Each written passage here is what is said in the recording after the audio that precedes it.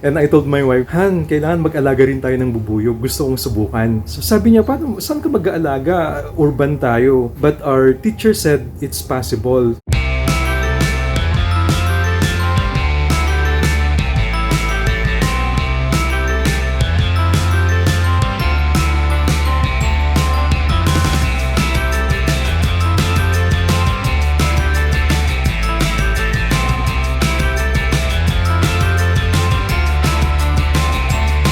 So dun, masyado po akong na-amaze about the bees. Hindi ako makatulog talaga.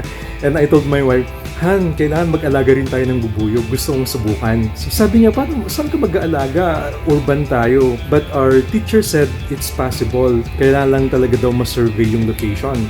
Exactly January 15, 2019, I brought home 2 colonies. And thank God, we were able to harvest 58 kilos of pure honey from May to June 2019.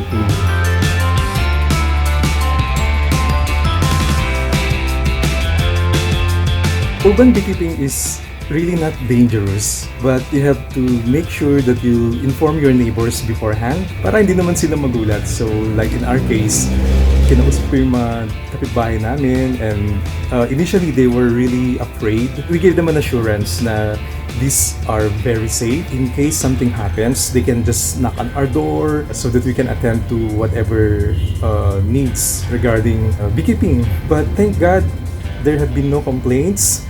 So we have been able to expand actually our colonies, and not just here but even in other locations. There are currently no regulations regarding urban beekeeping. It's a double-edged sword. On one hand, walang nagbabawal, and on the other hand, wala ring nagpro-protect. It's about time that an ordinance is passed, maybe at the city level. Beekeepers have to be protected din po, and at the same time, the community.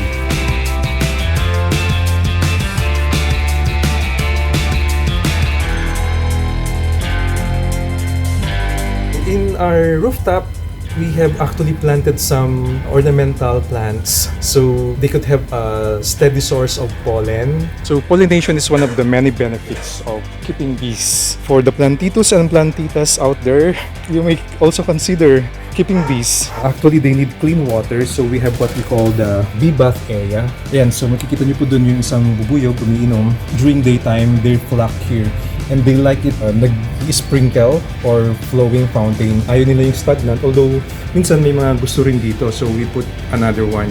They need clean water kasi nauuhaw din po sila.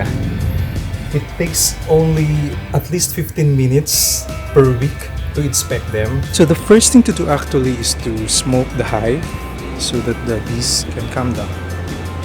There are around 20,000 of them inside, and smoke them again.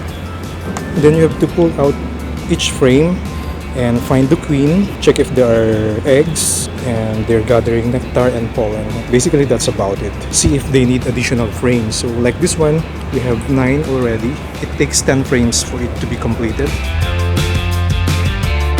When it comes to the startup, one colony like this one would cost right now 8,500 plus the tools and basic equipment. You would need at least 15,000 for the entire season. But you can harvest at least 30 kilos of pure honey. So if you sell it at 1,200 per kilo, bawing-bawi ka na sa investment mo.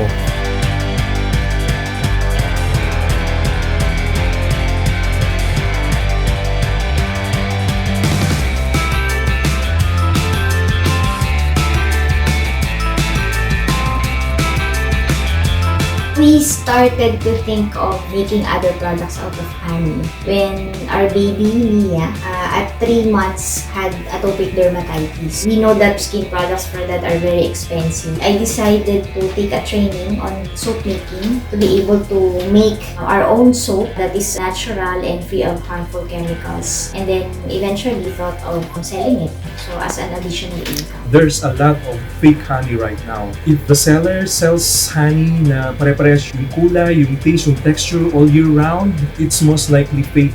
Meaning sugar syrup lang po yun or adulterated siya. Buy from your trusted beekeeper, someone you know that really keeps peace and doesn't adulterate what he sells or she sells in the market.